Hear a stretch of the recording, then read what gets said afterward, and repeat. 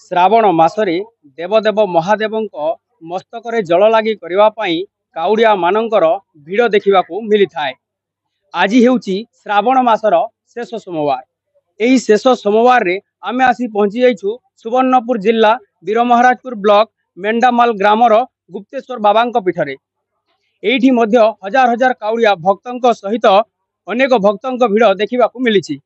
आसंतु शुणिबा एने कौन कहते मंदिर को आसुवा काउडिया और भक्त माने। हाँ, मेंढामाल ग्राम रे 17 तारीख आमे आमर मंडल पाती करी सब जाक पूजा कलु। आ 18 तारीख कलश यात्रा करी पंचवक्र आनिकी ताके प्रतिष्ठा कराला। 18 तारीख दिन जाक प्रतिष्ठा करी होम 1008 आहुति दियाला। आओ 19 तारीख सकाळ 7:30 समय पंचवक्र के मंदिर आमे प्रवेश कलु। आ अनेक लोक होते हजार हजार लोक होते। तापरे एबे अच्छे सुंदराकांड पारायण पूजारी अर्जुन पंडा।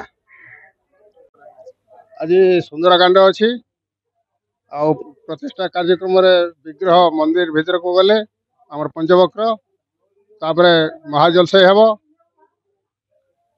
तापरे अन्नप्राशन हम एमती कार्यक्रम चली रही। बहुत खुशी लगुच माने पंचवक्र गोटे बसौजु महाजलसाई हम आम बहुत मंदिर पत्र जाइए बहुत खुशी लगुच मजा बहुत लोक बाक भिड़ भाड़ हो।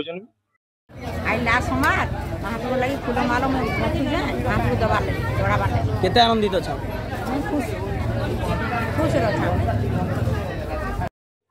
ओम नमः शिवाय। आम सब सोमवार मंदिर आईसु। आज गुप्तेश्वर बाबा निके आईछु सपरिवार आईछु। हमको भारी खुशी लगुचे महाप्रभु आशीर्वाद नेवा लगी आईछु। महाप्रभु आशीर्वाद आमे महाप्रभु दर्शन करी आसीलु। बहुत भीड़ रे दर्शन कलु। हमको बहुत खुश लागला। आ बहुत लोक होजन सुविधा लगुचे बहुत बढ़िया लगुचे। बाबा गुप्तेश्वर को आपण दर्शन करी केते आनंद बहुत बढ़िया बहुत खुश रहछु। बहुत बढ़िया लागला। बहुत आसीजन हमको बहुत बहुत बढ़िया लागला। हम दर्शन कलु बढ़िया लागला। जय आपण माने शुणुथिले काउडिया भक्त मानक ठारू एवं साधारण भक्त मानक ठारू आज बाबा गुप्तेश्वरंक ठारे महाजलसाई लागि हेबो। अनेक काउडिया भक्त एवं साधारण भक्तंकर भिड़ जमुची। सुवर्णपुर जिला वीरमहाराजपुर ब्लॉक रु ब्रजगोपाल पंडा न्यूज इंडिया।